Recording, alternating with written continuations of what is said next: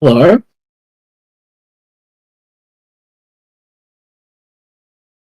What do you mean here? You just called me all of a sudden. Are you okay? Why did you suddenly call me while you're streaming? What the hell? That's horrible. You just put me on the spot like this. And she does that randomly. She just randomly starts streaming and then calls me without telling me. Horrible, terrible.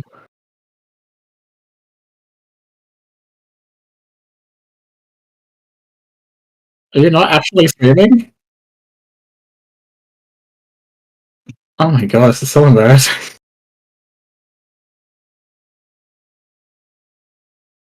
Hey, how was you saying all these horrible, terrible things to me? Oh no! No, my mic was Right in front of chat. My mic was plugged in. No, shut up! No! That's not true! Wait. Hey, if your mic wasn't plugged in, how could I hear you? No, it wasn't. The settings on my OBS wasn't working. Oh, okay. That makes sense then. Hello! You were basically talking to yourself. It was funny. I took over your stream. You completely took over my stream. I did, it's mine now. Hi everyone. I have actually chat up so I can actually look at it now. Yay! The chat, because for some reason my chat box does not want to show itself. And I don't know why, and it's frustrating the hell out of me, and it's making me angry. Happening? I keep resetting the chat box, and it just does not. You need to make sure it's on live chat, not top chat. It is on live chat. No, my chat settings I can see, but on my screen you can't see my chat, and it's like frustrating. That's annoying. Yeah, it's not like it's invisible. Have you considered blowing up the sun in retaliation? Often. But it's not like that's not like the settings are like invisible. I don't know why it's not popping up. Anyway, hello, hi everybody, I'm back and better than ever. Well, not better. I'm like maybe 95% better. My voice is still kind of gone, but whatever. Hi, hello, Icy, hello, Wasabi, hello, hi. Did you get a new fever, Kay? I did not get a new fever. I got rid of the old one, and I don't want a new fever. You told me your fever broke. My fever did you were trying to get a new one. My fever did break, and you know what? I'm happy that it did. That's horrible. Someone worked really hard to give you that fever.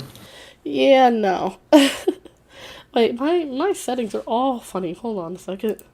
I'm about to break all the fourth wall for a second. Hold on.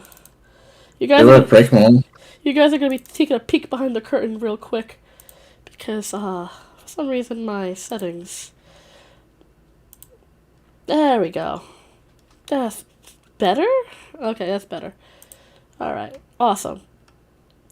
Took a peek behind the curtain of how a VTuber works. There you go, guys.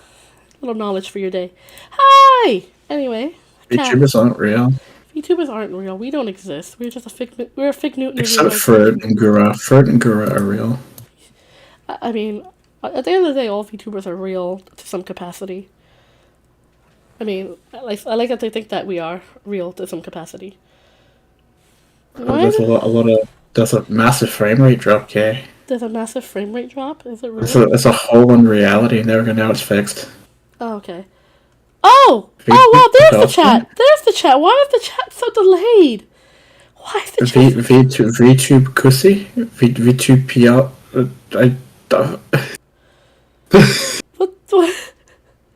Well, the chat came back. I think my problem is that there's a super delay on the chat.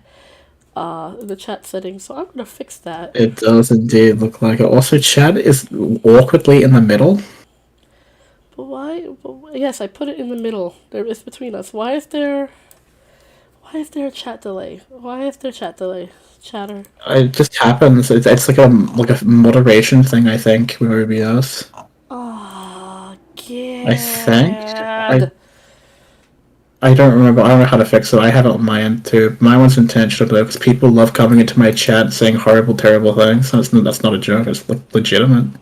All right, let's see if that works. Did that work? Nope, chat disappeared. Fudge! Does that work? You know what? Yes? It is what it is. It is what it is. It is what it It is is. what it is. It'll fix itself up. Be pretty epic if you conjure a new fever and plague the world. No, we don't need another pandemic on our hands. There actually already is one. Nah, I'm good. V2 Picasso? Oh, is it because V2 Picasso, see, is it because that's what I was trying to say earlier. I made a cameo appearance in the mirror. I don't know Cancel, what's... get ban that person for real. No way! Wasabi is super neat. Wasabi is a super neat and awesome... Speaking of wasabi, have you ever eaten wasabi peas before? I have. They're fucking tasty. The place that I work at has it for like $1.20. Oh. And I usually just buy a shit ton and eat them, and my housemates see me eating them and they're like, hey, you know those can give you like really bad diarrhea, right? I'm like, I don't care. Pretty, yeah. They're so tasty. They're tasty. Okay, Hi! were you ever lucky enough to have wasabi Doritos? I've seen them exist in the world. I have not had them. They were a limited time thing, and I bought one bag of wasabi Doritos, and they were so fucking tasty. And then I went looking for them like a week later, and I couldn't find them anywhere. And I found out maybe like 2-3 years ago that they just no, it wasn't even 2-3 years ago. I just found out like 2 years ago that they're completely gone. There's none. They don't sell them anymore. I'm so fucking sad because that was my favorite Dorito flavors. Oh. I don't know. Are you okay? I had a whole moment where my entire brain cell just decided to restart. Oh my! I think there's something wrong because you've done it like 5 times this call. When I get sick, my brain cell overworks itself to try to keep me alive. So I think now that I'm feeling better, it's just like I now must rest. Speaking of getting sick and hospitals and all that shit, I remember I can say this. I broke my arm ages ago, Ouch. and one of the nurses at the hospital gave me the private Wi-Fi password. Not the one for patients, like the actual good Wi-Fi, like the one for doctors and shit. Oh. And I don't know why she did that. Oh, because I complained that the Wi-Fi was like really slow and I couldn't send emails and shit. I wasn't even to her. I just like complained and she like to someone over the phone and she walked in on it. But anyway, she gave me that Wi-Fi and I just used it to illegally watch JoJo's Bizarre Adventure while I was in hospital. Oh wow. Also, I just made myself invisible because I have to fix my settings. For some reason, my face tracking is so kerfuffled. Sorry for my yawning. It's like 2 a.m. I told you to go to sleep if you were tired. I don't wonder if I try to go to sleep now, I'm just gonna keep playing Doom. Doom.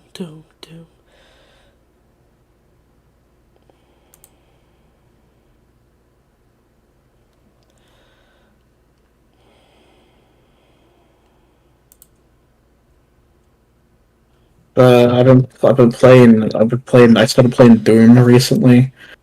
I'm not big into shooters. I actually really don't like shooters. Ah, there we go. I think I fixed everything. There we go. Cool. Yay! If you're into. If I what? If I what? McGordon Doom moment. I was about to bring that up. I was about to bring up McGordon. Every time I buy a fucking game, like a game I've been wanting for a long time, a fucking controversy pops up. I bought Doom 2016. I never fucking played. The moment I get into Doom and buy Doom and Doom Eternal, it's like, oh, the guy that made the soundtrack is getting fucked over. I need to do more research into that, but because I don't fully understand it. Right. Is it like the actual music that's in Doom Eternal, the game, or is it like the soundtrack that you can buy of Doom Eternal? I don't fully understand what's going on with that thing, like what's actually happened. But I know that id Software dude was like, fuck Mick Gordon. He did it. He's lazy. He's a piece of shit. And Mick Gordon like lost like contracts for like 2 years because of that. Oh wow. And then he like came out suddenly with a huge document being like, actually that's all a fucking lie. Oh, I see. But I'd already bought the games when I found out, and to be honest, like, this sounds real shitty, but like, I think me not playing it, or me returning the game, isn't going to change anything. I mean, I'm not going to stream it. I'm not going to promote it. I'm just going to say the music fucking slaps, and Mick Gordon did an awesome job at making it. Yeah, exactly. That's what I mean. Like for 2 years ago, he was silent. Yeah. Yeah, he didn't get paid for it, and also the soundtrack apparently, I don't know if it was the actual soundtrack they used in the game for Doom Eternal, or if it was like the soundtrack you could buy separately. I don't know the exact between that, but apparently it was of really shitty quality. Yeah. And instead of taking responsibility, the id Software director was like, "Oh, it was all Mick Gordon's fault." Right. Again, I need to do more research. The chat box is back. That happened, and then I found out after I ended stream today. Go follow me on stream at twitch.tv/CalumFrosthill. Yeah. I'm gonna take advantage of your stream. No, yeah, no. Take all the advantage. I don't do that. Take all the when I advantage. finish my story, okay. Yes. I I can interrupt you if I want. I can interrupt you when I want. It's my stream. No, you can't. It's my stream. I can do it when I want.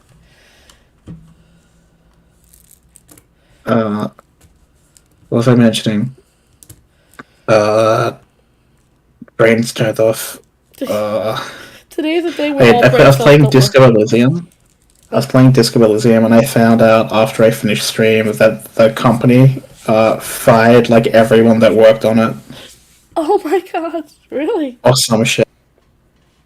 But yeah, the Doom 1, I'm playing Doom 1 right now, Doom 2016, and the soundtrack's, it's really good for like the type of game it is. Yeah. I fucking hate shooters, but I like shooters. I don't hate shooters. I just don't play a bunch because I don't like the genre. I like shooters. I'm very picky. I like shooters, but I can't play them on console. I can't play them on console. My hand. No, I can't either. It's like I don't understand how people could play like Call of Duty or Modern Warfare or whatever game like with like a Call of Duty or Modern Warfare. The only shooters I like are like somewhat unique ones. But you know what I mean? But like those general like I don't know how people could play shooters in general with like. He's actually a gross, witty COD professional in her real life. Like I'm not gonna dox her, but Kay was at Evo a couple years ago playing Call of Duty. I'm not that great at I'm not gonna name which team she's a part of, but it rhymes with Boist B Sports. Jesus Christ. Owned by Boist Britical. No, it's true by the way. It's true. Kay doesn't do competition. Yeah, that's what's happening. I'm like. Kay doesn't do competition. Kay is not competitive. Yeah, whenever I buy a game that I've been wanting to play for a long time, controversy always fucking stirs up. Yeah. That's why I like Pokemon, fucking Doom, and then Disco Elysium. Like, if you ever want me to just ruin a company, just let me know, and I'll like buy the game. I'll think about playing it for a long time, and then I'll buy it. Interesting. But speaking of that, I've been thinking about playing God of War Ragnarok for a while now. I've been playing it on my own, and it's so fun. It's so much story, and I love it. Oh my god! I wanted to go buy it, but they don't have any of the PS4 copies left in stock at any of my stores. Also, it's such a long game. I'm not even done yet. Anyway. Wait, do you have a PS4, Kay? I borrowed a friend's PS4 just so I could play the game. But like I said, like I was saying before about shooters, I don't understand how people can play shooters with a controller. How do you guys do it? People who actually are really good at playing first-person shooters with a controller. How do you do it? Aimbot. Huh? Aimbot. No, it's not even that. Like, I have friends who play perfectly fine with a controller, and I'm like, how What sorcery is this? Every time I try to play with a controller, I die instantaneously. But you put me on a mouse and keyboard, I'm pretty decent. I'm like, how do you guys do this? I need explanation. I need answers. For me, it's like the sensitivity on a controller is never strong enough.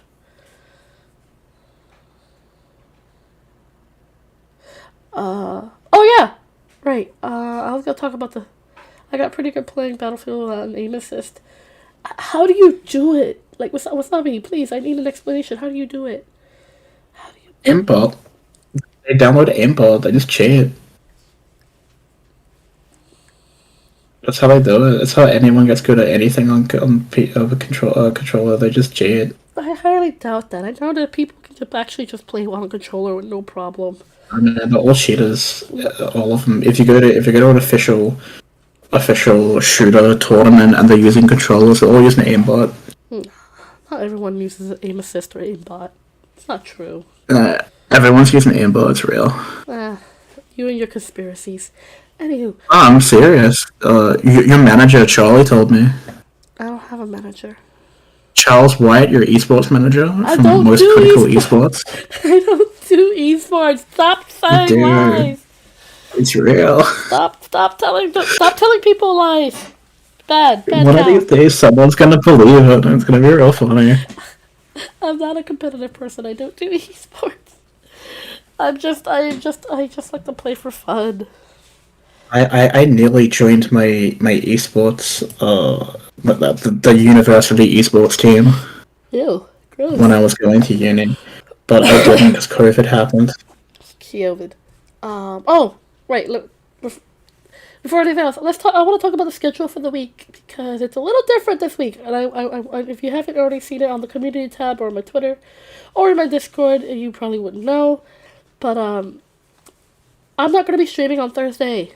Because in the States it's gonna be a holiday. It's gonna be Thanksgiving, which is a holiday here in the States, which is bullshit. But you know, it is what it is. Is it the one with the groundhog? No, that's in February, which is also bullshit. So groundhog predicts the weather day isn't it in November? No, Thanksgiving. It's the day we celebrate the colonizers and the indigenous people coming together. I thought Thanksgiving was about being like, I'm thankful for this God I have. Yeah, that's basically it too. It's a bullshit. Okay. It's one day of year that family can get together and. Oh, it sounds like Passover. It sounds like a lot of things, but Okay. But so still, I won't be streaming on Thursday. Instead, I'll be streaming on Wednesday, which you guys know I normally never do. We're playing a new game called The Sandman, which is a part of the Strange Men series. It is the sequel to The Crooked Man, which we've played before already. And such a great game. I haven't played The Sandman yet, so that's going to be a fun little adventure. And then Friday, we're going to go back to trying to attempt the Undertale genocide route. Because I hate myself. And... You don't hate yourself. You love yourself. I do love myself. No, you don't. I'm a you do love masochist. yourself. I'm a masochist. Let's change that. I'm a masochist. You have 15 whips in your bedroom. It's kind of concerning. How would you even know that? Why did you just confirm it? I didn't confirm that. I just said, how would you know that? You just said, how do you know that? Like, how do you know? I made it up. Why did you confirm it?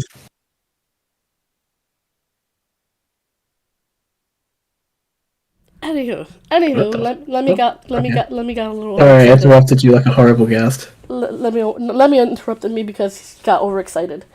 What were you saying? I didn't confirm or deny anything. I'm like, how would you know? Okay. Like, how would you know if I did or not? You wouldn't. Because it's not true. Or is it? Dun dun dun.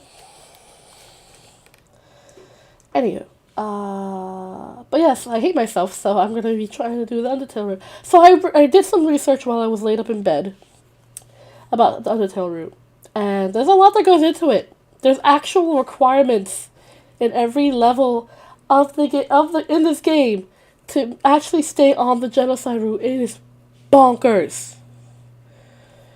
Cal. It's actually bonkers. Yes. It's actually bonkers.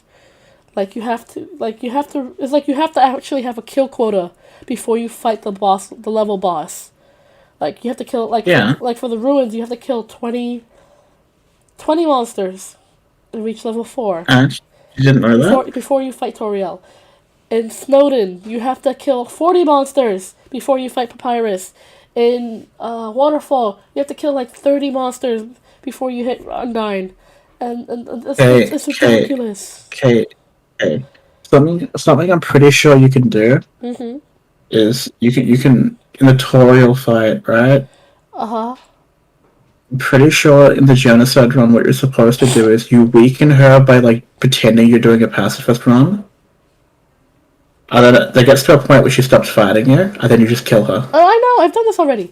Killing Toriel's not You the need to do issue. that. Killing Toriel's not the. I've done it. I've done it already. But that's not a requirement. You could easily just do that at any run. But the problem is, you actually have a requirement to meet for the genocide route. You don't reach this like quota. The genocide route won't trigger. You get the normal road. You get the normal And ending. if you don't reach the quota in every level, it can cancel at any time. And I'm like, that's some bullshit. It's like they're trying to make genocide from being fun. Exactly. The genocide route's not supposed to be fun. It's supposed to be work. It's supposed to be a type of thing where you actually have to really work for it in order to get it. And I'm like, this is gonna stress me out to the point where I'm gonna lose my hair because I don't like when games do things like that. Hey, I have a suggestion for you. What's up? Don't stress. No stress. Gee, thanks. Stress? No. No stress. Just don't stress. Just don't stress. No, yes, it's so easy for you to I'm say. always stressed. Just don't stress. It's easy. I'm getting stressed thinking about it. I'm actively getting stressed. Just don't think. Be like me. No brain, head empty. I wish I could have head empty. You That's very easy. curse of always being a thinker. Just stop thinking. Be like me. I mean, if I stop thinking, I stop functioning. You've seen this firsthand. My brain, I went head empty and then just completely shut down. You like wake up, go head empty. Oh, excuse me. I still got like that itchy cough, postnasal drip thing happening with my stupid sinuses. Ugh. Oh no. Yeah. I feel a lot better. My voice came back. I lost my voice. I lost my voice over the weekend, and I tried calling her and she was like, "Hi, Cal." for real, I couldn't That's talk. horrible. I couldn't talk at all. Every time I tried to project my voice, it was very painful. But I feel better now. My voice is about 95% back. I still have a little bit of a voice cracking happening, but it is what it is. I'll be fine. I should be fine by tomorrow for tomorrow's reading stream. Oh yeah, we're still gonna keep reading House of the Scorpion. I can't believe I feel terrible. You guys, I feel terrible for missing last week. I really do. I missed all of you. I tried to stream on Thursday, but something weird happened to my computer. It completely glitched out and scared the hell out of me. I didn't know what happened. It was just freaky.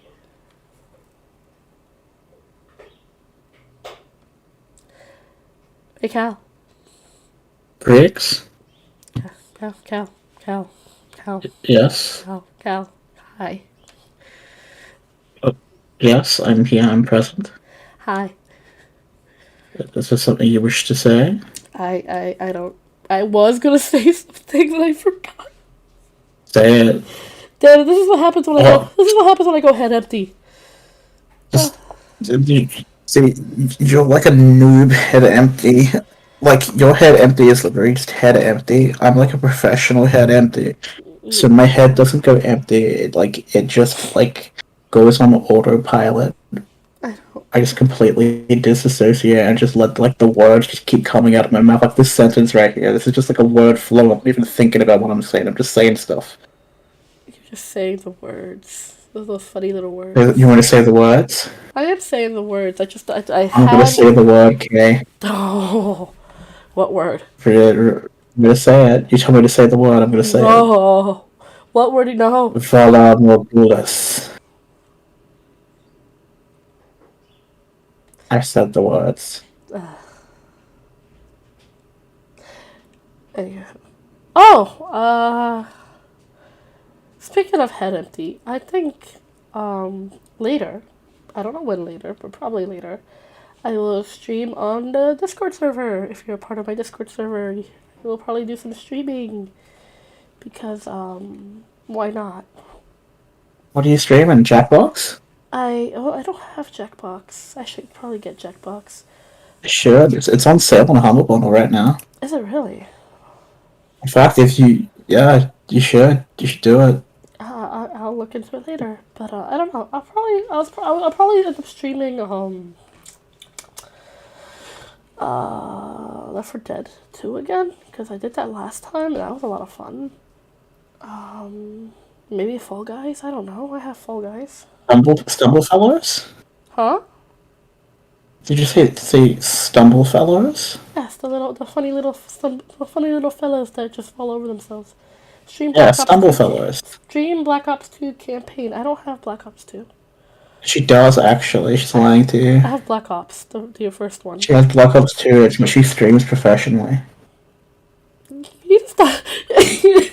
You need to stop telling my. Excuse me. You need to stop telling my chat lies, Cal. Well, why's the truth? It's not the truth.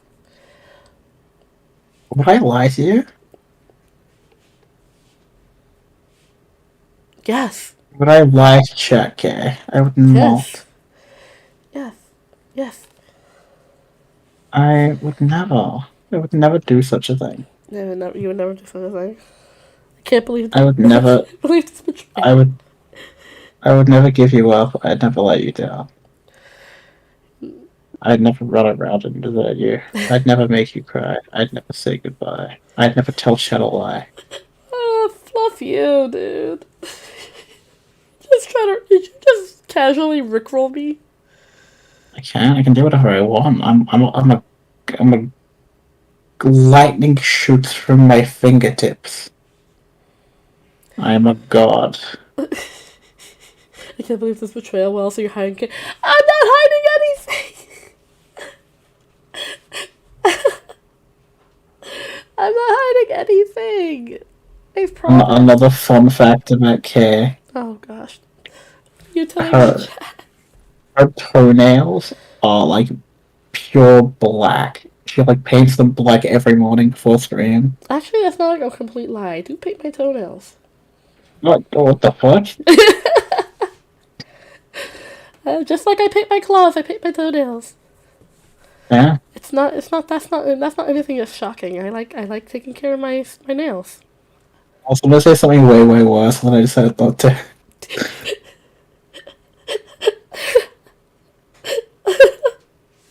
Jewel, hi! Good morning, Jewel. I am feeling a lot better. My voice isn't back 100%, but I'm feeling a lot better. I lost my voice over the weekend. It's mostly back. It's not all 100% back. But yeah, in terms of what I'm going to stream on Discord later, I don't know. I don't know.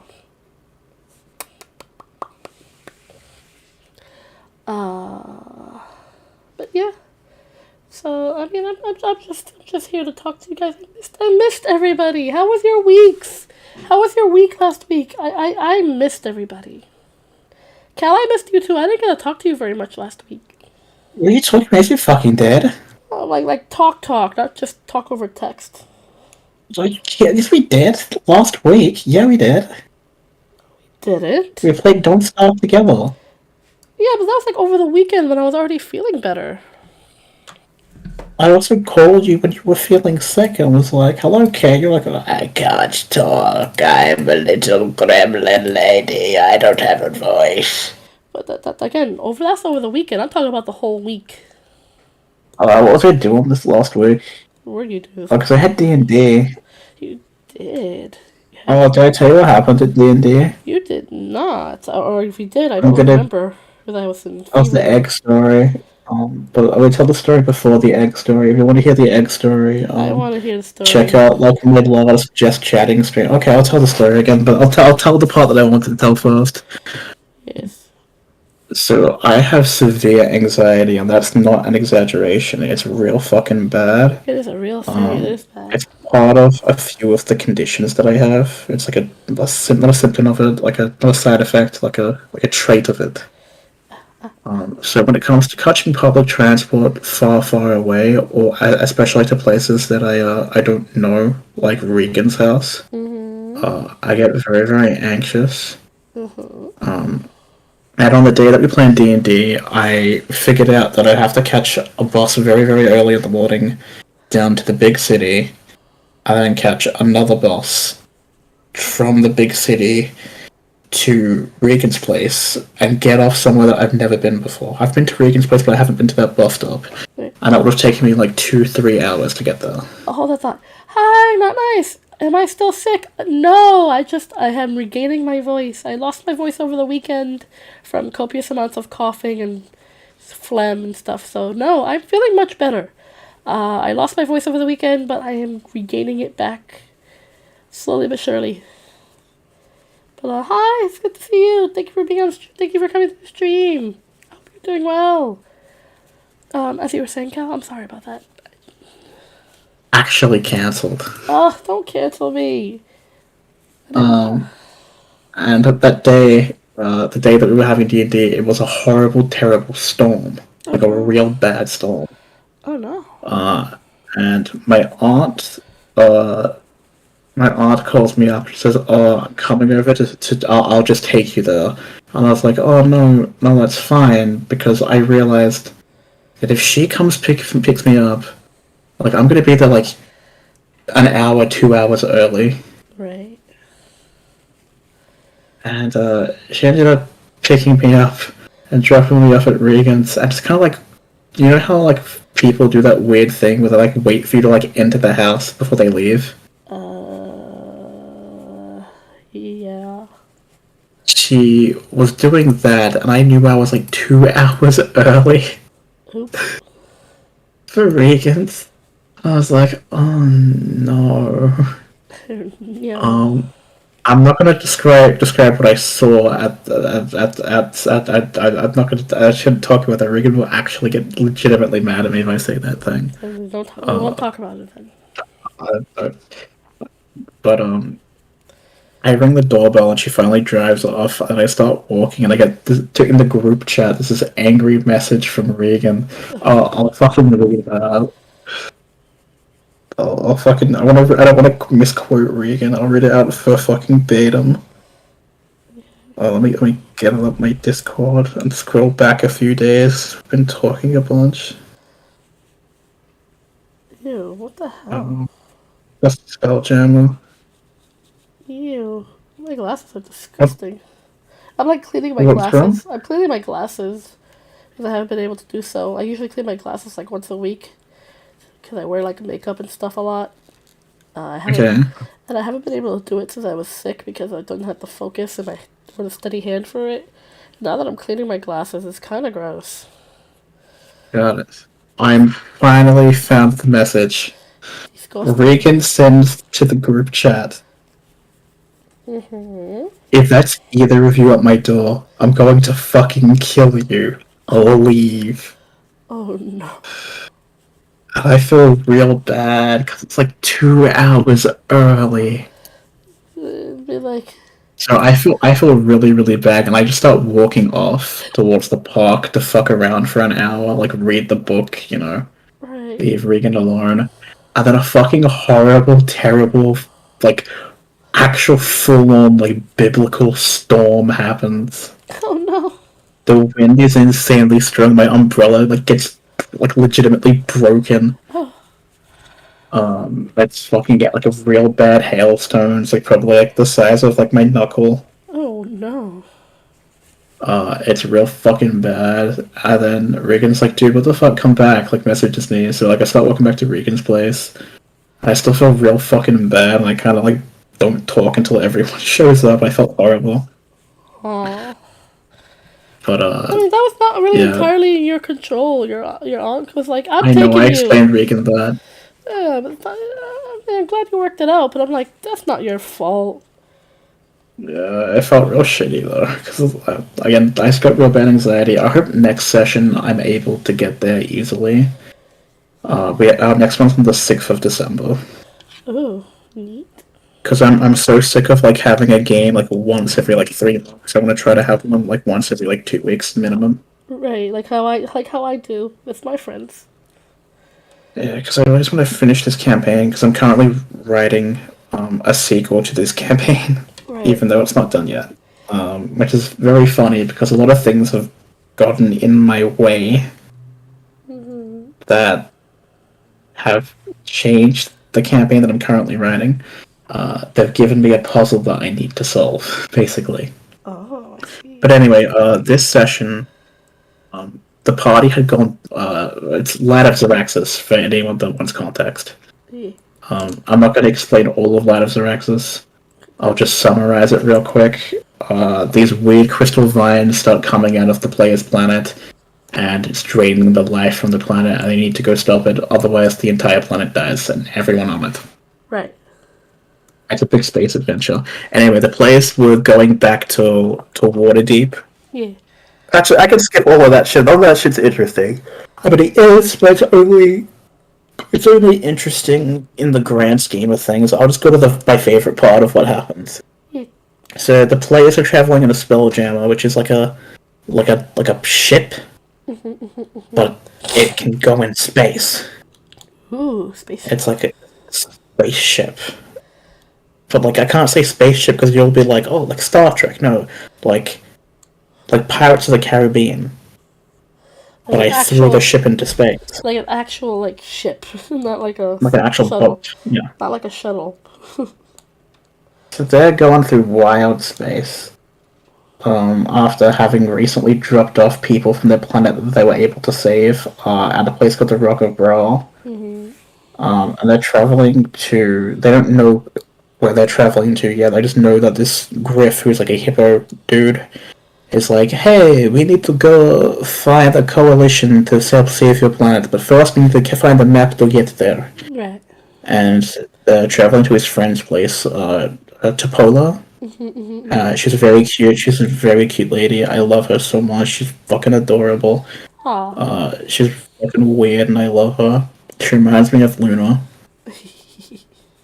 In fact, I kind of ship them, even though they haven't met and probably will never meet. Anyway, they're heading there, and on the way, I should probably describe the party members. So the current players are part of. This is part 3 in a long-running campaign that started with Waterdeep Dragon Heist, which I ran. Then the Storm King's Thunder, which Sailor ran. I'm not going to say the person's name because I don't know if they're cool with it or not. Right. And then Light of Xeraxis, which I am running, and then the finale for it. Light of Xeraxis was meant to be the finale, but then we saw how short it was and decided to do one more. Right. And part 4 is going to be called The Shadow, and it's going to be very cool. The Shadow is not the full name. I can't say the full name without giving away spoilers. Right. But anyway, the party members they call themselves the Storm King's Thunder. And there's Luna, who is a half human, half wood elf, so a half elf trickster cleric of Timora. I've posted a bunch of art of her. I need to get more art of her. If anyone knows any cool, cheap artists, please DM me. I mean, if you want, I can draw you some art. That would be fucking awesome, but I feel really bad. Stop it. You know I enjoy drawing. Okay, fine. If you want to, then remind me. I'm not going to seek out it. You're going to have to be like, let me draw for you. Then I'll be like, okay. I'm gonna draw for you. I'm not going to... I'm going to draw for you. That's it. Alright. Yes. I'll send you the stuff. Anyway, back to Luna. She's a half-elf trickster cleric. I'm sorry, I want to tell the story because it's my favorite thing I've ever written. Yes, tell. You know, you already know I love your stories, your D&D stories. Let's go. And also, I base most of my characters off of parts of my personality. Luna's a very interesting person. She's a twin, and she's a giant slayer,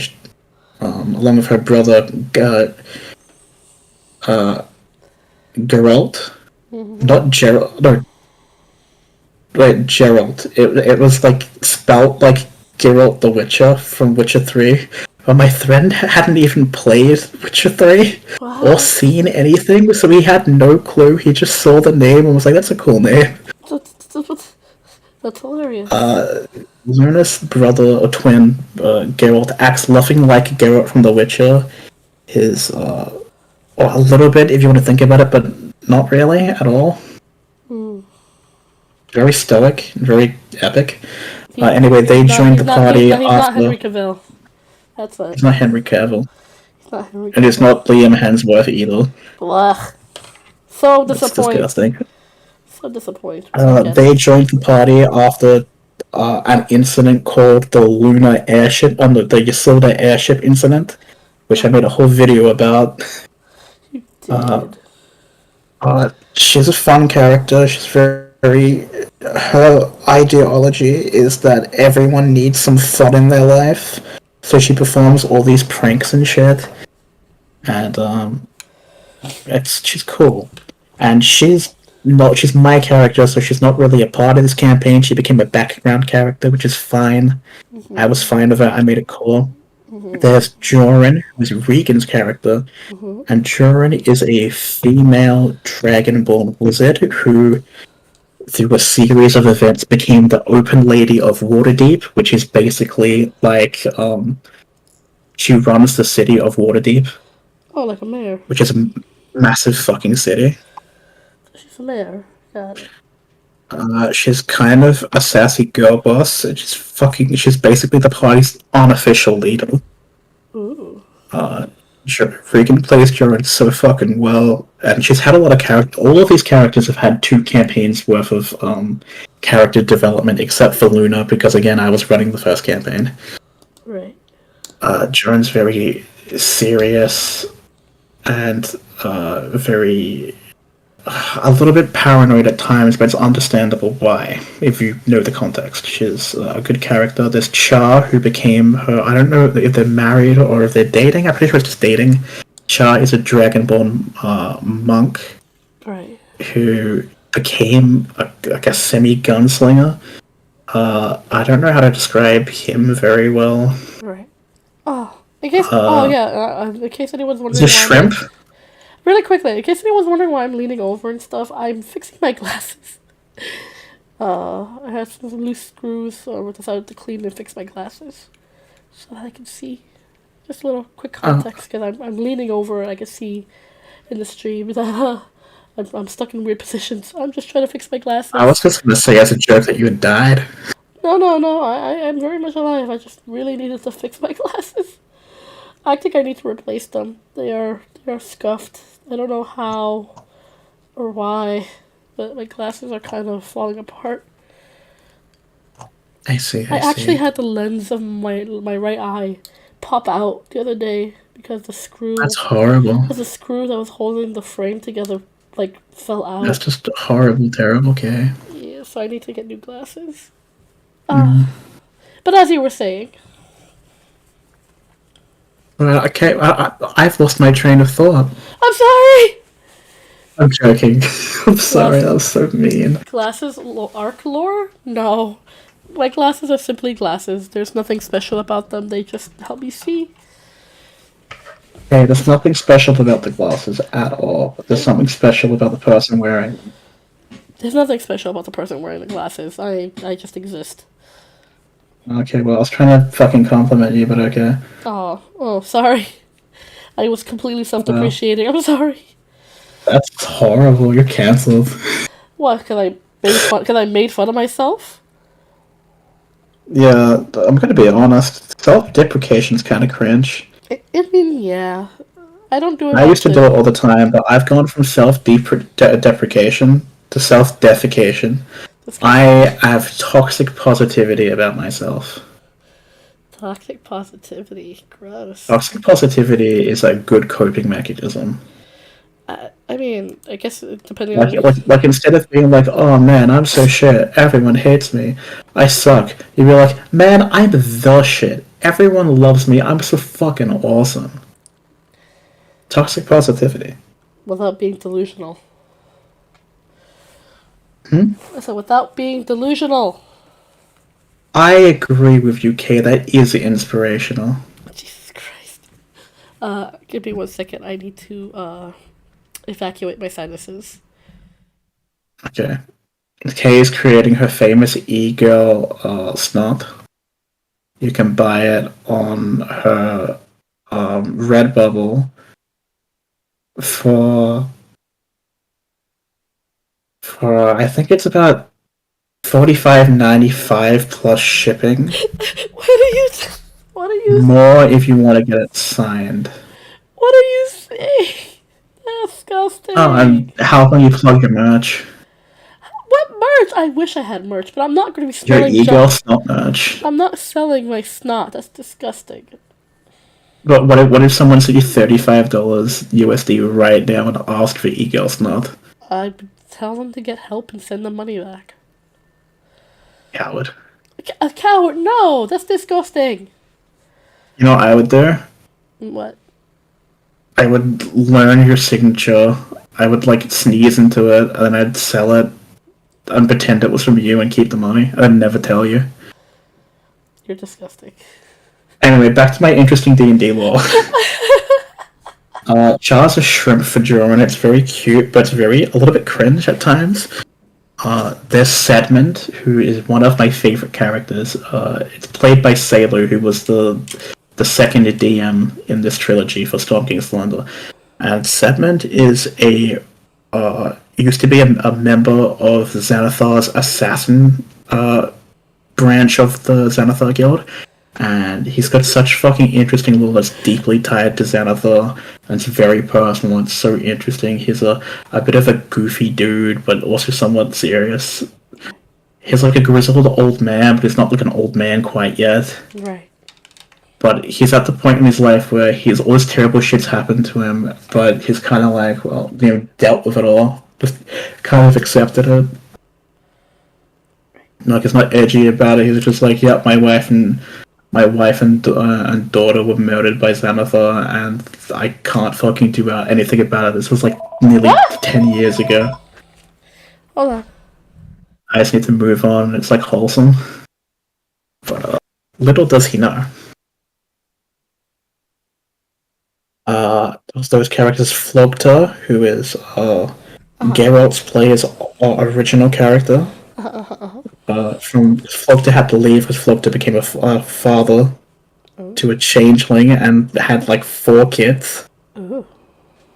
Was it 4 or 8? I don't remember. I'm pretty sure it was 4 though. 4 or 6. I don't remember. I gave him a lot of kids as a joke. I rolled a dice and said, if this gets 100, I'll give him like a shit ton of kids. Gross. But he is the former captain of a Knight's Guard. I think he is a knight. He's a Goliath, who's near the end of his life, so he's probably gonna go off to the great beyond and just decease somewhere. I very much like him as a character. He's somewhat of he's not a joke character, but he's a jolly guy, and I really like him. And then there's Larimar, who is my friend Noah, Noah Rapetti on Twitter, at Noah Rapetti. He's a fucking talented artist. I like. He's my favorite little white boy. He's my favorite quirked up white boy, busting it down. He's goated with the sauce. He plays Larimar, who is a female half-elf Aasimar. Also half-wood elf, so she looks a fair amount like Luna. If you saw them together, you would probably confuse them for sisters, but they are not. Right. She's a very jolly character. Wise, like, gifted with knowledge, but not the ability to use it. So, yes. Like, the opposite of Luna, how Luna doesn't know very much, but she's quite wise. She's just like, I know I shouldn't do this, but I choose to do it. Larimar is, I know how to do these things, I'm going to do them. Recently, Larimar has indirectly started a tree riot in space on the Rock of Bra, where the trees are refusing to make oxygens until demands are met. Well, damn. Trees The on trees strike. are trying to unionize because of her druid character. Trees on strike. Trees on strike. Wait, Yeah. I just had a thought. How terrifying would it be if the trees on Earth would be like go on strike? We would all die. That's what's happening on the Rock of Bra right now. They're threatening to go on strike. That's absolutely terrifying. It is, and one of the trees were like, well, as part of our deal, we don't want to create oxygen on Sundays. And the archdruid who's trying to like negotiate down is like, well, you have to create oxygen every day, or we all die. The trees are like, fine, but only 45% oxygen production. It's like, no, what the fuck? We need 100%. Shit, we're all gonna die Yeah, if that's that's really like. funny.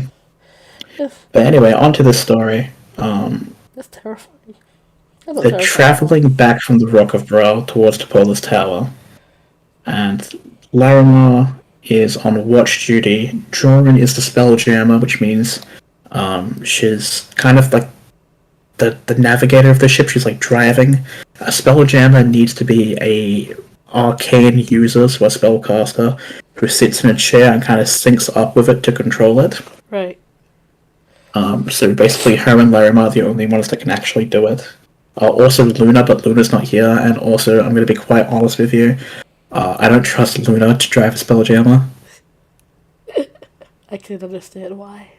At all, because her first words after learning how to do it would be, check this out, and then something bad would go wrong. That sounds like me. That sounds like something I would do. Luna's a great character, I This is love why. her. This is why I don't drive, because I'd be like, oh, look what I can do. Start doing donuts. Larimar has an Eye of Robes, which I kind of forgot about when I put her on watch. An Eye of Robes is exactly what it sounds like, a robe with like so many eyes on it. It increases your perception and passive perception by a shit ton. It's a very strong item, especially for someone that already has very high passive perception. And Larimar notices as they're in space, like a clump of eggs approaching the Spelljammer. Excuse me? Yes. And Larimer's like, Joran, stop! And Joran, like, the ship comes to like a full-on halt. And I'm indicating with my hands that the eggs are getting closer. Because when my players are talking, like in character, I like to make it clear that time's still passing. So I have shit like that where I visually indicate with my hands how close something is coming. And I'm doing that, and they're all being like, "Oh, what are those eggs? That's weird. What are these eggs doing in space? What are the fucking space eggs? What?" Because again, they haven't really been spelljamming before. This is their first time, really, so they're very new. Out of everyone, Joran knows the most because she's a wizard. She's the open lady of Waterdeep, and also spelljamming is something she read about as a kid, and she's like, "Oh, I always wanted to do it one day." Right. And eventually I indicated that the eggs are seconds away from getting there, and Joran's like, fuck it, and she moves her ship at full speed, which is an insane, it's like speed of light almost, like to dodge the eggs. But I made a roll to see if the eggs attached fast enough, and they did, so she goes like light speed for like 0.5 of a second and then suddenly stops. Oh. And the ship that they were following to lead them towards the tower didn't see them stop, so it is like billions of kilometers ahead. Wow. Yeah, this ship suddenly stops, and Jordan's like, "I didn't do that shit." And then Regan turns to me and says, "Cal, I'm moving the ship." And I'm like, "I know, it's not doing anything." And then Regan's like, "Oh shit," and everyone's like, "Joran, why did you suddenly stop? Like, what the fuck?" And Joran's like, I can't move the ship. And everyone's real confused. Because this isn't something that can really happen. The ships can't just not move. And the only way it wouldn't move is if there was, like, an insane meteor, like, asteroid belt ahead and they'd, like, crash instantly. Ooh. That's the only time it wouldn't move for them. And even then, you could still, like, reverse it or change course, but this wouldn't let them do anything. I see. And then, all of a sudden, they hear it boom, as something like breaks ahead of them, and they hear circus music. Creepy. And they all turn to the ship. Like, it's really happy circus music. And they see this brightly colored spell-jamming ship, about the same size as their own. With these large tents on it, and all these performers in clown makeup. Creepy.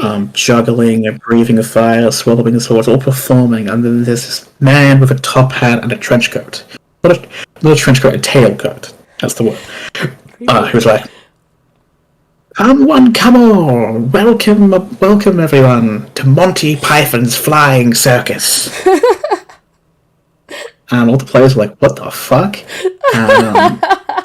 There are these two mime girls. Well, the second one you can't see because she's a spelljammer. There's a mime girl, and she's miming, like trying to be like, come aboard, we'll fix your ship. Like, miming that.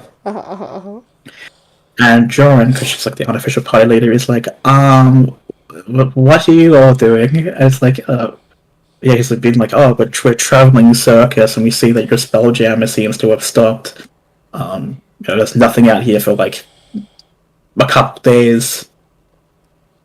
Like we have stuff that might be able to fix your ship if we can like figure out what's wrong with it. And Joran's are like, Mr. Python, and Monty's all like, Corey B. Bottom T. And so George's like, we don't want to come aboard. Oh, excuse me. And Monty's all like, we'll give you a free show as well. We'll give you some food, this and that. And everyone's kind of like somewhat suspicious. Right. And then Larimer's like, do my like robe of eyes see anything? And I'm like, yep. Because I remembered how powerful they are. They can see behind as well. They can see in every direction.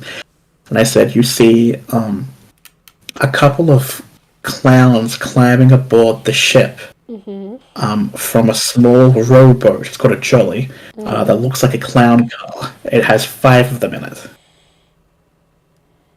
And then they were like, oh shit. And then combat started. Because what was going to happen was that was a huge distraction.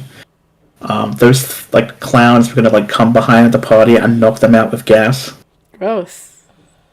Because a new race a new monster that was added called space clowns. They are cannibal clowns, and their story in the D&D universe is that they were a group of people that was real chill and real happy and liked bringing joy to people. Cannibal. And they worshipped this god. Cannibal clowns. I'm sorry. Cannibal clowns. I got stuck. Cannibal space clowns. Pause. Cannibal space clowns. Yep, they're a new monster in D&D. That's terrifying. They are one of my favorite to use in combat now. That's just so terrifying. Like, I'm not a fan of clowns. So the idea, I don't either, but I really like these ones. So the idea of cannibal space clowns, that just, I ain't with it, Chief. No thank you. No thank you. Understandable. Yeah. I had a very traumatic incident with a clown when I was very young, so I don't... You told me. He farted on you. They fell on me. I got crushed by They fell on you. I don't remember if he farted on you or fell on you. No, they fell on me. I was a small 5-year-old child. That's traumatizing. Yes. It is.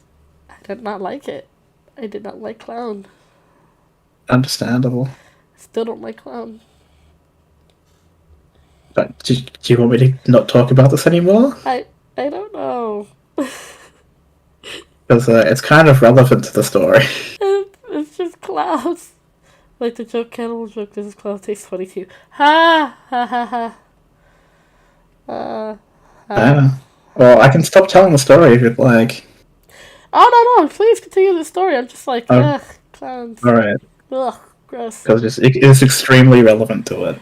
Yes. The backstory of this monster in D&D is that they were like a fun-spreading people, secluded on a planet. They had festivals all the time, and they worshipped this god, and one of their priests, basically got them addicted to this thing called Meth? bliss or joy. I don't remember what it was called. Oh, we happy few.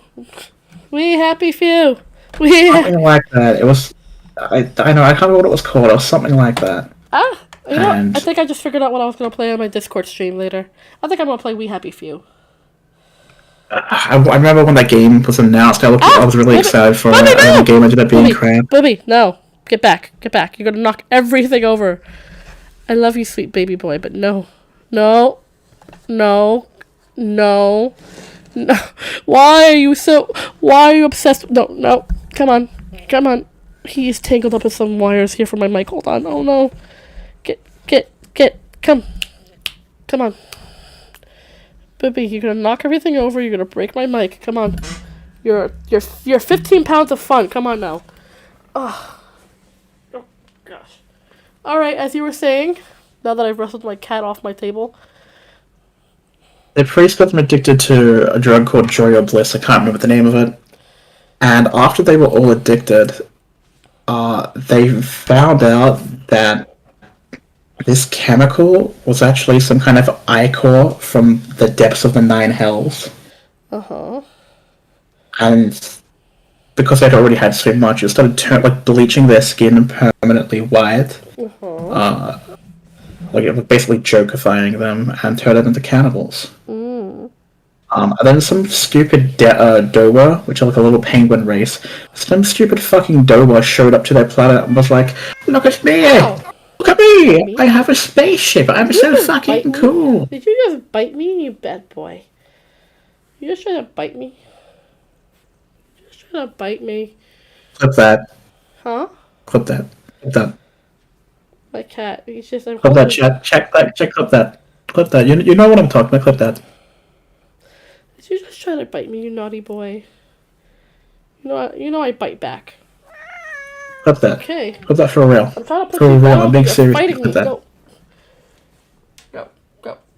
Go. Before I spank you. Go. And now Kay knows what we're talking about. That was a bit. She knew. She was aware. What happened?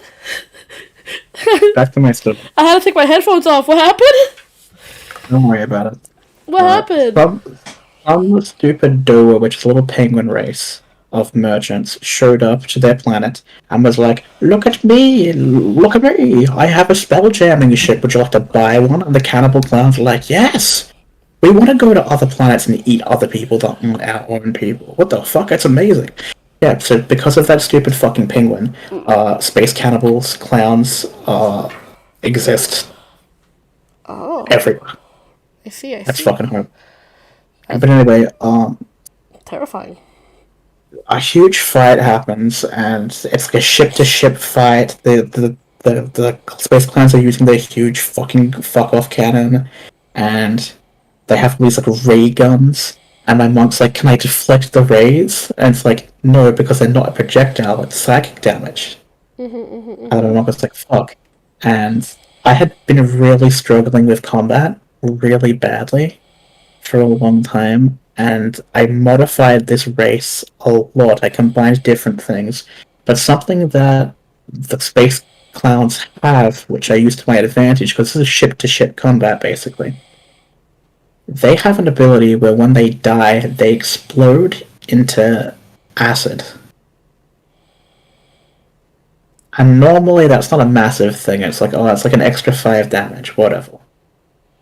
Acid. Okay. They are in space on a ship. The ship has health. And a ship cannot succeed a dex save. So every time they killed a clown on their ship was taking damage. Oh no. Yep. That's not too good. That is not good. That's why it was very stressful combat. Excuse me. And after Monty was losing a bit, Monty's a showman. Yes, he's a space cannibal clown, but he's a showman first and foremost. If the players had boarded his ship, he definitely would have given them an actual show before eating them. He's very professional. He's a performer first and a cannibal second. I very much respect Monty. I can respect it.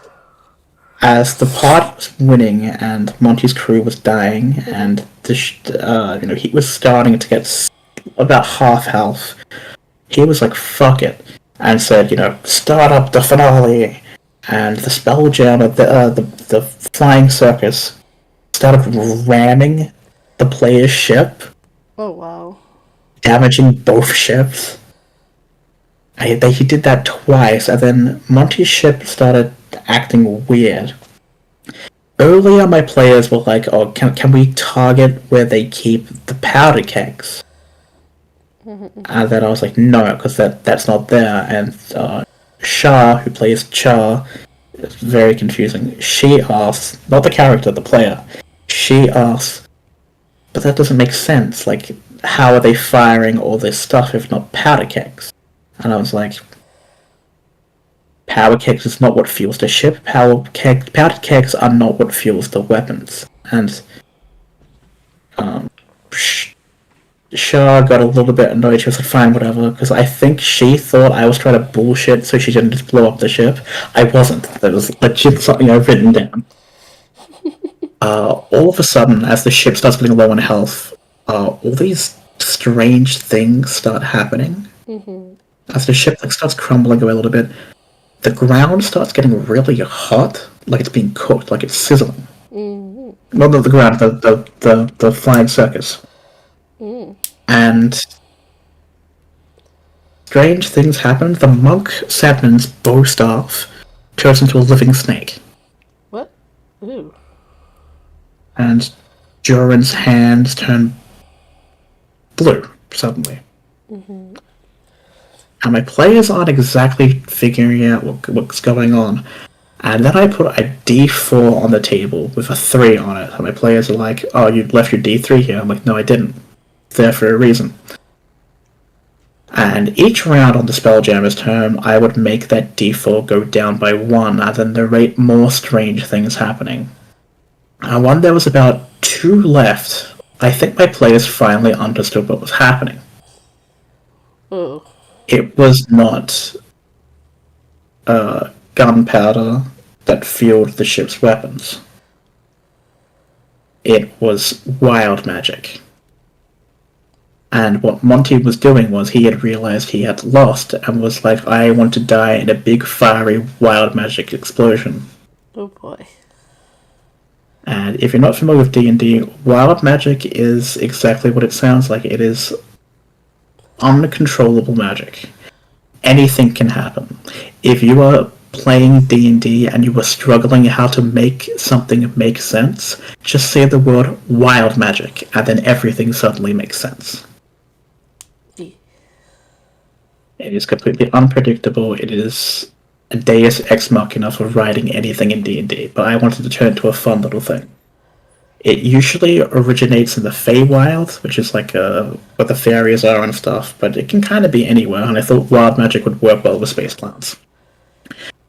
Anyway, Char, who's Shah's character, it's a little confusing, is like, "Oh shit," and he starts running to stop the Spelljammer, because he's like, "Oh, if I stop the Spelljammer, it'll stop whatever's happening." Right. And he runs into a tent, and it's just filled with mirrors. Gross.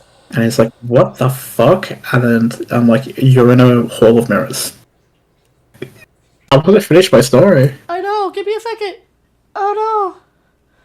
Wait. Hold on. I gotta make sure. I've got no idea what's going on, fam. My internet died. Like it got disconnected somehow. That's horrible. It is. I tried to fix it. I fixed it. That's not very funny. I think I fixed it. I'm not Paul. I'm Mingo. Chat! Floofles! My sweet Floofles in chat. Can you guys hear me? It was the 60s. We didn't know any better. I'm on the floor because I'm trying to fix my modem. It got knocked out. You got knocked out, got KO'd. My modem got KO'd. I have no idea how far into my story I got. I'm so sorry. I don't know when I'm just gonna retell I it. just noticed that it went offline. I was like, wait, no. What was the last thing you heard, Kay? I don't remember. It was something about clowns and then... Oh my god, What I'm just gonna wild tell it from the beverages Hall I of have just Mirrors, knocked but out? Hold on, alright, I'm probably the Hall of Mirrors. That's hold on, probably where I got up I'm still to. trying to fix it. Hold on. Actually cancelled. Don't cancel me! I didn't plan this!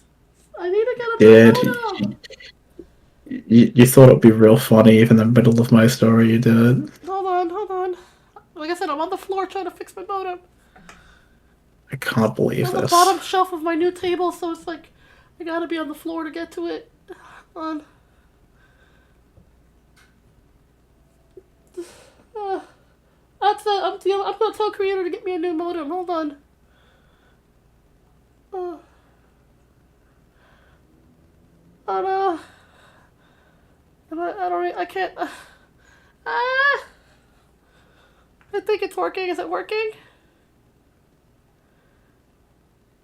Cal, say something, please. Oh no, did it knock out again? Uh.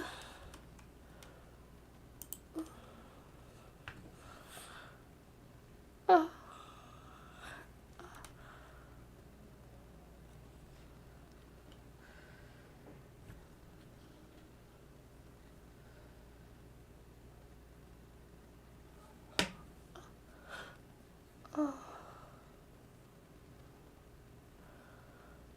Let me know when we're live again.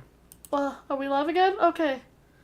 Okay. I said let me know when we're live again. We're live again, I think. We've been live. I just had to make sure everything was stable. I don't know. Okay. Hold on. Let me get off the floor. I know we're live. Let me get off the floor. Hold on. Ow.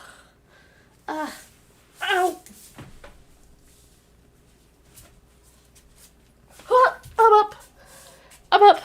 I'm back. Okay. That was a nightmare. That was awful. I don't know. Hold on. Ow. Okay. I think I fixed it. Floofles, are you Okay, good? well let me know. Let me know if we're back. Yeah, I don't think we ever left. I'm just trying to fix it. Okay.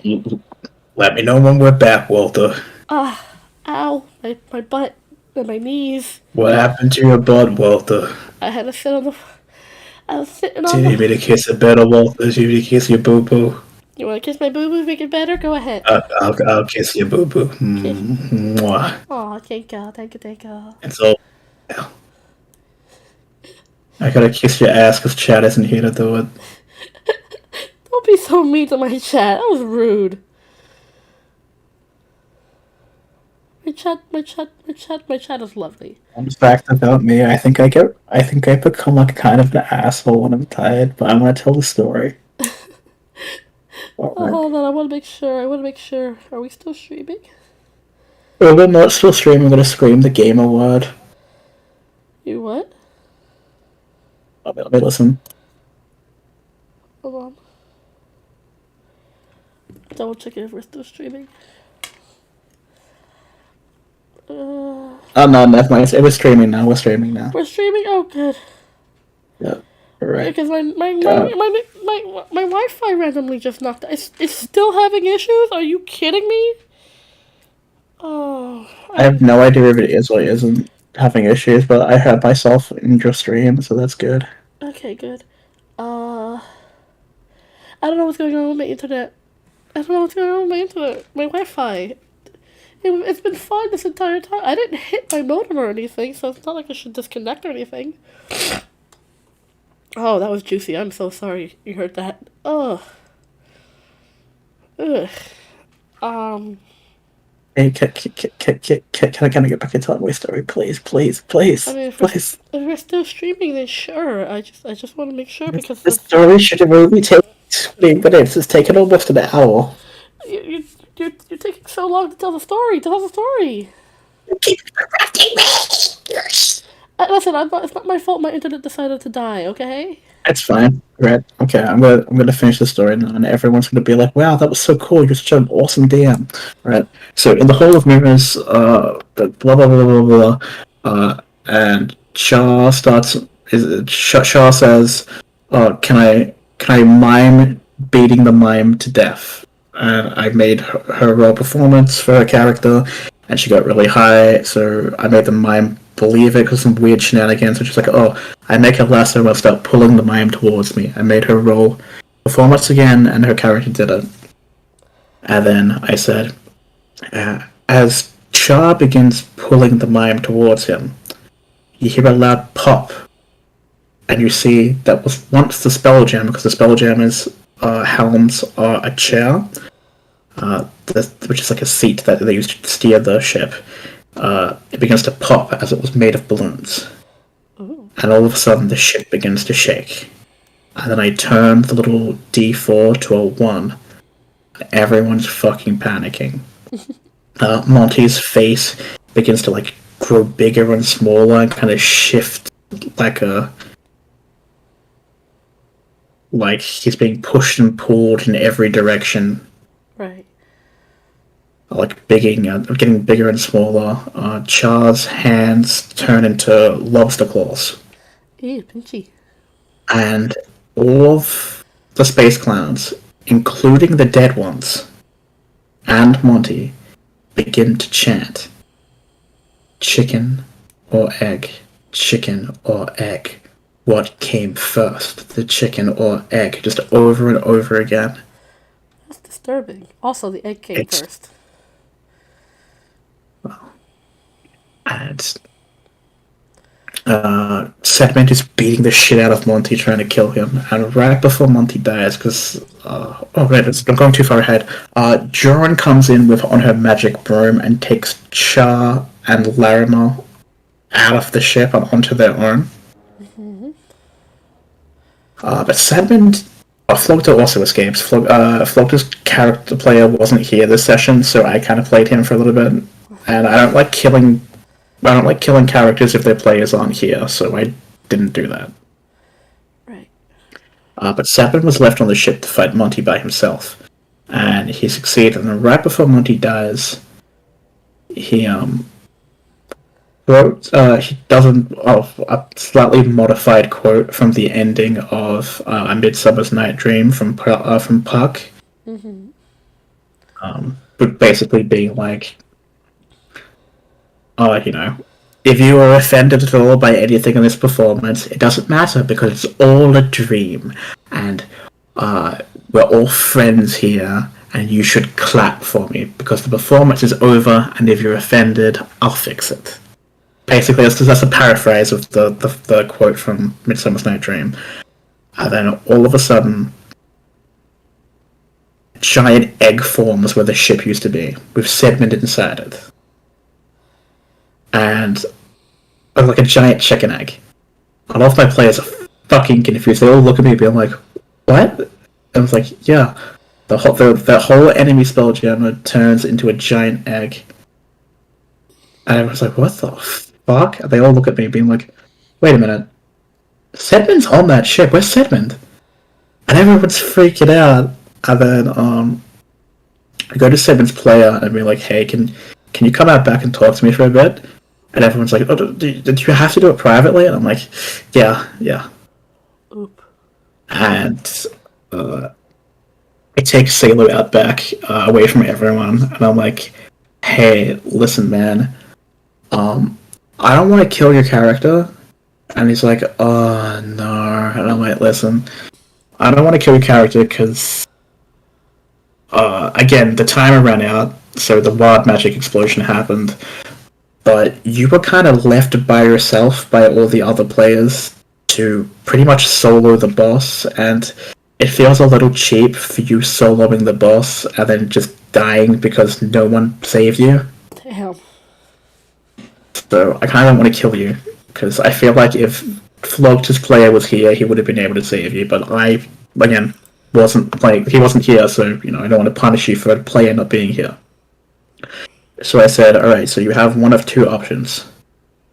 Option one is your character turns into a chicken for a set number of days, taking you out of combat for a little bit, or making you not as useful in combat. And it's like, okay, well, that's better than dying, so thank you. And I said, or option 2, your character dies, and it's like, what the heck, that's not really a choice. I'm like, no, I'm not finished. Your character died and is reborn as an Asima, which is like an angel, kind of. And he was like, what the fuck, yo? And I was like, yeah, so you could still look like a Genasi, which is a genie descendant. You'd still be like an air Genasi, but you'd have like spectral wings that you can activate. Your eyes will be glowing gold, and because Sedman's hair is a cloud. I was like, your cloud will look like a bright, sunny day. He's like, yo, that's fucking cool. And I was like, are you cool with that? And he's like, that sounds so fucking cool, let's do that. So I come back to the table, and everyone's like, is he dead? Is Sedman dead? Did you kill Sedman? And I said, you don't know. And everyone was like, oh my god. And Jurid says, I cast Dimension Door, which is a teleport spell, into the egg, and I go in by myself. And everyone's like, oh, Jurid's going in by herself! And I describe the inside of the egg. Inside the egg, you see stars and planets, all miniature, an absolute nebula. Ooh.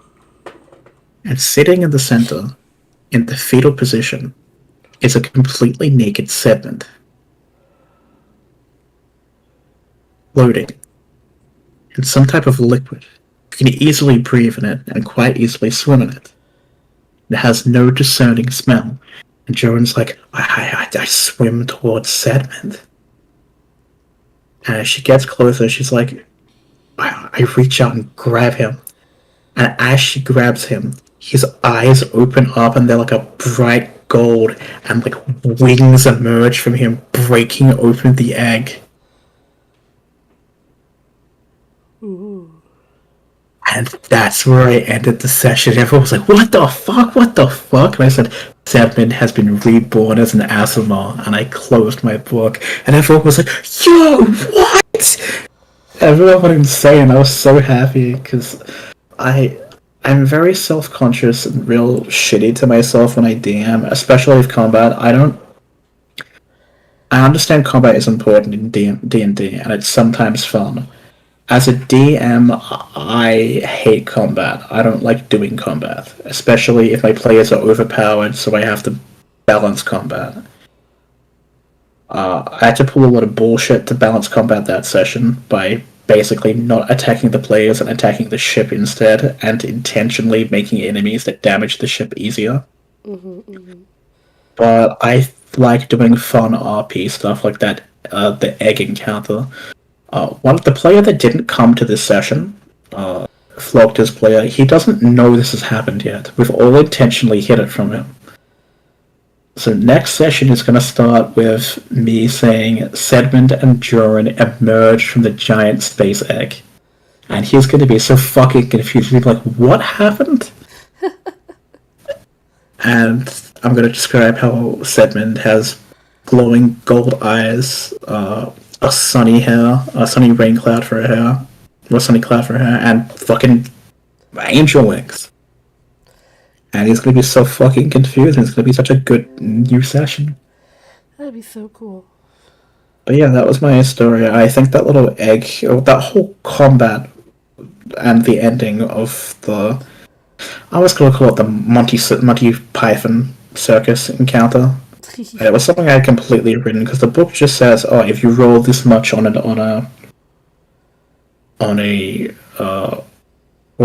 night watch check, from the random encounter table, a space clown ship shows up. And that's all it fucking says, and I decided to make it way more interesting. That is pretty interesting. And it was definitely interesting. And I want to do weird shit like that. My favorite thing in D&D is when I just kind of create my own weird shit. I love it. I love it so much. It's so cool. I like it. I think that was the funnest encounter I ever had, and that was like one of the only 3 times I've ever walked away from D&D as a DM and been like, wow, I ran a good session. Because usually I always just think I've run shit sessions, and I don't ever bring up, like, oh, when do you guys want to do the next one? Because I'm like, I don't want to force them to be a part of it, because I think I'm shit. But like with that, I felt like I did a good job. Everyone was just like, oh my god, what the fuck, what the fuck? And I don't know. I don't think they know that that's not actually part of the book. Well, that's just a testament to how good of a writer you are. They did keep telling me that, like, what's his actual name? It's not Monty Python. And I was like, well, he just says his name is Monty Python. I'm gonna be perfectly honest, that name was completely improvised. I had no clue what I wanted to name him, and I was just like, he's in a flying circus, his name is Monty Python. It was fun, and if I ever run another spelljamming campaign, which I will, I mean, not another spelljamming campaign, if I ever run Light of Xeraxis again, which I might for a brand new group of players, I'm definitely going to include the egg event again. It might not be an egg this time. I might make a table of what the wild magic explosion is, but the ASMR egg is going to be on there still. And yeah, next session they're going to get to Topola's Tower. She's going to be all dorky and going to show her around, because the book specifically says that no matter how much the players need the map or they tell her about their world being destroyed, she gives them a tour of her entire tower. Oh, wow. Including teaching her the names of all of her birds. Oh, wow. And I was like, wow, that's a real waste of time, but yeah, I think it's funny. And then after that, the players are going to need to fight a giant space monster, a giant space shark, but I was like, fuck that, I'm making it a giant space whale. Yeah. And so many times I read campaign books, and I'm like, that's easy, and I'm like, that's shit, and I just change it. That's the fun thing about D&D. You're allowed to just do that. Like at the start of every single book, it's like, it's basically an outline. You can change shit if you want. Yeah. Like, there's a part in Light of Xeraxis where it makes sense, kind of, if you're playing low-level characters. My players are very overpowered for this campaign. There's a part where all these ships surround you, and they're all like, oh, we're gonna attack you, and then a bunch of other ships show up and save you. And it takes a real long time. It's like 2 pages long. Oh, wow. That's And it's like, that's not fun. That's just them watching something happen. Yeah. So I was like, I'm gonna skip all of that.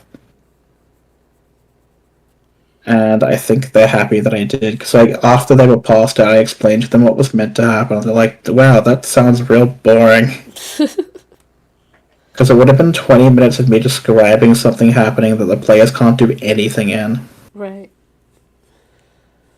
I don't like having bullshit where it's like, oh, you guys are struggling, but this guy comes and saves you. Whoa, this guy's so cool. Like, your players want to be that cool person. They don't want some cool person saving them. They want to be the cool person. Right.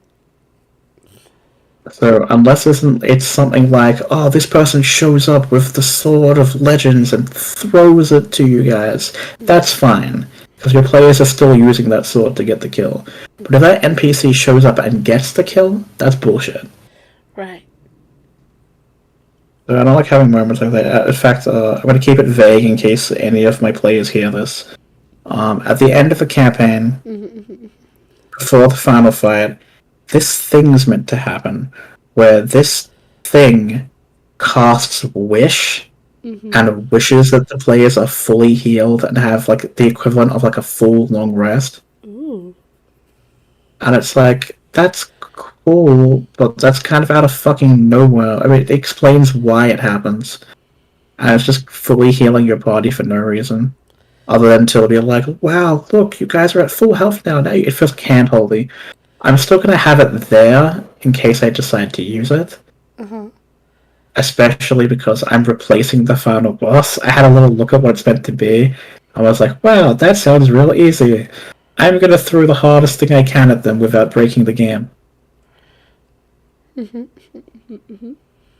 It's meant to be a bunch of guards and a young solar dragon.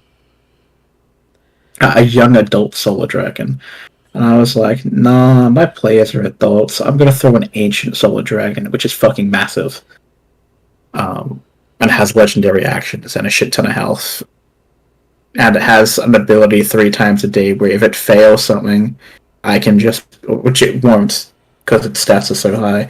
If it somehow fails something, I can be like, yeah, no, it chooses to win, and I can say that 3 times. That's fucking amazing. I was gonna throw that at them because Excuse me. I'm a little bit pissed off at some of my players for using stun so often. If it works though. Pissed off, though. I'm sick of them using like stunning my monsters who don't get to do anything. So I'm just like, fuck you. Right. Deal with a challenge rating like 25. Excuse me. Hey, listen, I could be an asshole and throw TM at them, but that wouldn't make sense. Right. Give me a second. I got to once again drain my sinuses. You're filling up your ego jar again. Got it. Again, only $49.95 on K's Redbubble. Ego Snot. Comes in a jar that's personalized with your name and it is signed. Stop that. Stop that. Disgusting. Don't stop selling it, Kay. I'm not. I'm literally just getting rid of it.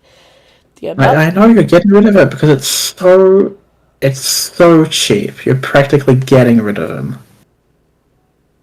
I'm gonna kick your butt. $29.95. I'm going to kick your butt. Hi, Jack. Would you like to purchase K's Ego Snot jars? I am going to kick your butt, Cal. Stop that. Do it. I absolutely am. I'm going to take the trip to Upside Down Lands, and I'm going to kick your butt. Do it. I will. I just want to let you know that if you... Oh, wait, what the fuck? What? The chair that I'm sitting on is literally the chair that I'm sitting on. Like, exact same colors. You just realized that? You just realized that? Did you just... How did you know what color my chair is? Lucky guess. The fuck? Hi, welcome back, Jack. I think there's 2 left in stock if you want to head to K's Redbubble. Stop that. I am not selling my snot. That's disgusting. Not. You're selling e-girl snot jars. But I'm not an e-girl. I'm a VTuber. There's a difference. You are an e-girl. You're an electronic girl. I'm a virtual YouTuber. You are a virtual girl living in a virtual world. Yes, I am, actually. You are living in a virtual world, and you are a virtual girl. Yeah. Totally not copyrightable. It's not, because Madonna's dead, isn't she? That's not how that works. Yeah. That's not how that works. Hey, if you run up to me with a lawsuit and I kill you, you're dead. You can't do anything about it. I mean, you'll still go to jail, but How? you committed an unaliving.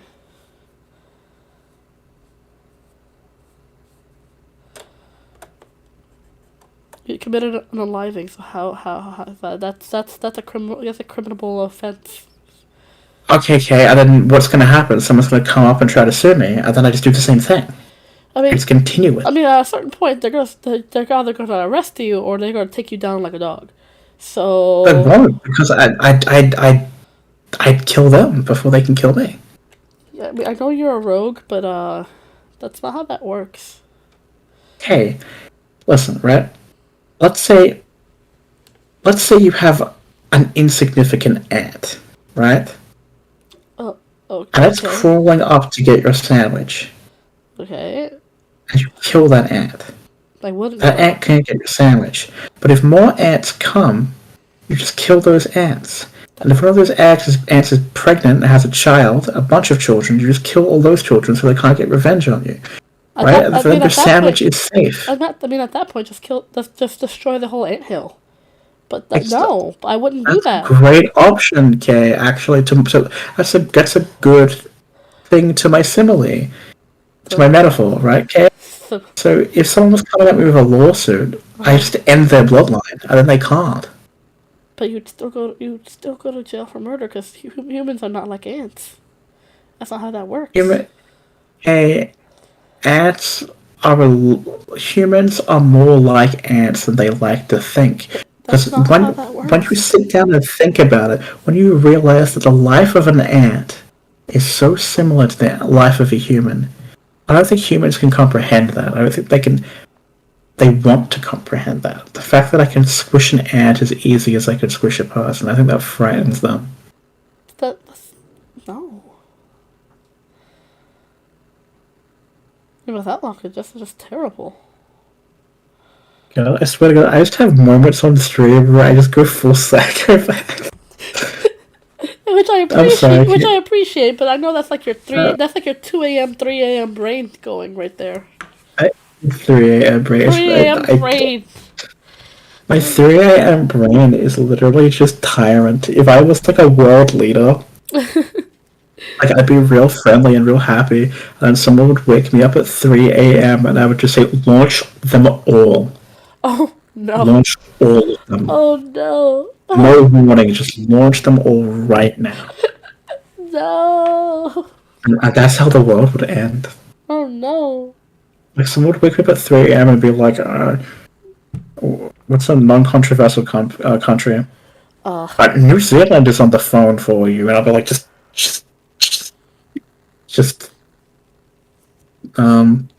nuke New Zealand. Why do I just say 50 I eat orphans in chat?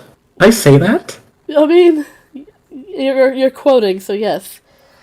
Did I say that? I say I eat orphans, or did I say that? No, why would anyone eat orphans? I'm not looking at chat. I am. I'm confused. Did I say that? But why? Why are you filling? Why are you filling my chat?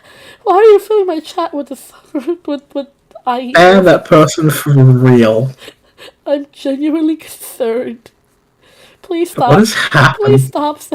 Please stop saying I eat orphans. That's awful. It is awful. Oh, it's awful. I said it. You did it. Did you know? Okay, this is food in Japan. I know that you're saying it. I know that you're. Hold on. I know that you're saying it, but it doesn't need to be. It doesn't need to be repeated. It doesn't bear repeating. You know. 50 million times. Because I am a weirdo. I mean, yes. Okay. Huh? There's this food in Japan. My mom was telling me about it when I called her recently. There's a food in Japan. I forgot what it's called, but it's basically fried eggs on top of chicken. Yeah, it's And the translation of it from Japanese to English is basically like mother and child. It's so fucked up. Yeah.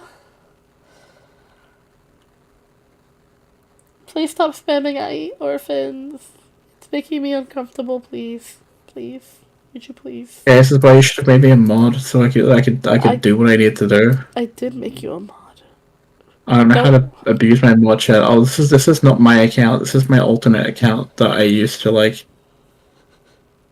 do horrible, terrible things. Yes, but seriously, please stop saying it or I will have to ban you. It's making me very uncomfortable.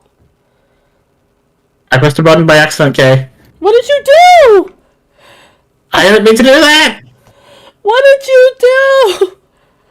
Cal! Really? I have undone it. I did it again by accident. I thought that was the undo button. Jesus Christ, Cal. How? You know what? I It's apologize. fine. It's 300 seconds. It's okay. That was meant to be 3 seconds. 3 seconds. 300. That was meant to be 3 seconds. I typed in 3. What did you do? That meant to be 3 seconds, not 300. I feel real bad now. I can't believe. Oh my god. The rest of the chat on the screen is popping. It's catching up. Jesus Christ. It looks terrible. Oh my god. I tried to do a good thing, Kay. I hope you understand that. Yes. Because that was actually making me uncomfortable. I'm a pro streamer. That was actively making me uncomfortable. So I'm not gonna admonish you about that. Good. Yeah, but like, holy shit. It's intentionally because I'm evil. You're not. You're something. Evil is not the word I'd use. You're something. I'm not evil. I would describe myself as chaotic fun, the same way Luna would describe herself, except I think I'm more unhinged than her. Yeah. Now I just have I eat orphans on the middle of my screen. Jesus Christ. That's just strange. It's very strange. Oh, that's so uncomfortable. Can we delete this whole VOD? I don't like the part where I talked about how I compared humanity to ants. I mean, in the grand scheme of things, it's not incorrect. But, I don't... I'm so insane. One day I'm gonna run for I can't president believe you or something. I can't believe you timed out one of my floofles. I did it for. I was supposed to be 3 seconds. It was for a good reason. 3 seconds, but you did it for 300 twice, so I'm thinking that's a 600-second accumulation. I thought pressing it again would undo it. Oh my goodness. It doesn't give you a warning when you do it. It's just do it. Okay. Mod powers are terrifying. Mod powers are terrifying. I don't know why you gave them to me. I don't know why I gave them to you either. Oh well, too late. Yeah, Too late to do anything about if it. I have mod powers, one of three things are gonna happen. One, I never use it ever. Two, I accidentally abuse it because I don't know how it works properly. It just happens. Like in this scenario, you absolutely accidentally abused. Exactly. Or three, as a funny little joke, I just ban everyone. Actually, no, not ban everyone. I just change everyone's names. Jeez. Like, if you go to my Discord right now, literally everyone has a goofy name. Which one? The D&D one or the normal one? Oh, the VTuber one. Okay. I know the D&D one that we have. Everyone that's inactive gets the rules are if you're inactive for more than a week, you get your name changed into something goofy silly by my choice. Is my name changed? I know I'm not very active and you're a VTuber. I think you're just. Let me have a look what your name is. Well, let me read some examples. Oh wait, no, you're just Kate and Noctis. We have Kate and Noctis. Okay. We have Kazano Floople Warp. We have Lord Vesper's Rink. Uh-huh. Oh wait, that's not every. Lord Vesper's Rick. Isosceles Birdo. Mavis Rumblefork. Penny Arcade. Jebediah Vaseline. I'm very proud of that one. Dante Jackson. I can't laugh, it hurts. Don Brothers. Everdeen Omnibrush. I very much like that one. Rumbo Valinsky.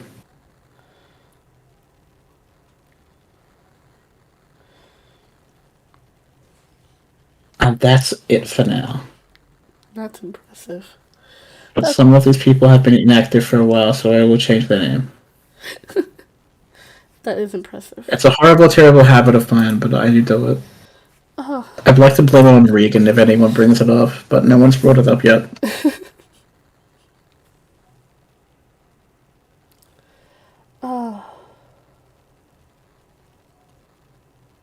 We've been streaming for quite a while now. And I don't know what to say. I'm happy to be back. I'm happy to be back streaming. I missed it. Nice. It's I just looking at the chat. I'm looking at the chat on my stream screen, and I'm like, oh, it's just a bunch of IE orphans. That's so uncomfortable. Disclaimer: I do not eat orphans. I do not. Anywho, I think I'm going to. I think I'm just gonna reiterate the stream schedule for this weekend, and I think I'm gonna call it because I genuinely don't know what else to say. Neither do I. Alright, so for this week's streaming schedule, today is our Monday morning chat. Tomorrow we'll go back to reading The House of the Scorpion by Nancy Farmer. Wednesday will be the first playthrough of The Sandman, the second sequel to The Crooked Man, game number 2 in the Strange Men series. Thursday is a holiday, so I will not be streaming. And then, of course, Friday, I will reattempt the Undertale genocide route. I think I might attempt it a couple of more times before I decide to give up if I cannot succeed. Because it is a little tricky. It is definitely one of those tricky. It's definitely a tricky game mode to get into. So if I cannot succeed in it, I will give it up, and I'll take that L. I'll absolutely take that L. My voice is starting to go a little bit. So I think I'm going to take a break. And then a little later, if you are a member of my Discord channel, I will be probably streaming a game. Either it'll be Left 4 Dead 2, Fall Guys, or We Happy Few. I have no idea which one yet, so I'm going to just think about it while I give my voice box a little bit of a break. Cal, thank you so much for hanging out with me on stream and telling your awesome D&D story. What story? Your D&D campaign. What campaign? Don't do this to me. You know I get paranoid and I freak out with my terrible memory. Oh god, okay. That's okay. So, yes, I'm gonna call it here. Jack, you're back! Cal absolutely went ape-ish. I did not. You did. I did nothing wrong. You absolutely did. But I won't eat orphans today. Thank you. Yeah, that made me very uncomfortable, so please don't spam like that again. It made me severely uncomfortable. But yes, I'm gonna call it here. Cal, thank you so much for hanging out with me today. I greatly appreciate it. You're welcome. That'll be $55. We'll talk about that after stream. Anyway. Sure. Thank you everyone so much for being here. Thank you so much for hanging out with me. Like I said, a little later I'll probably just randomly pop in on the Discord to do a little game streaming and just hang out with you all for a little while. But until then, remember, hug your friends, tell someone you love them, and be a force for good in the world, because goodness knows the world needs more goodness. Thank you once again, Cal, for hanging out with me. And that's just a theory. A game theory. Thank you for watching. And I'll see you guys tomorrow for the reading stream. Love you all. Mwah, mwah, mwah, mwah.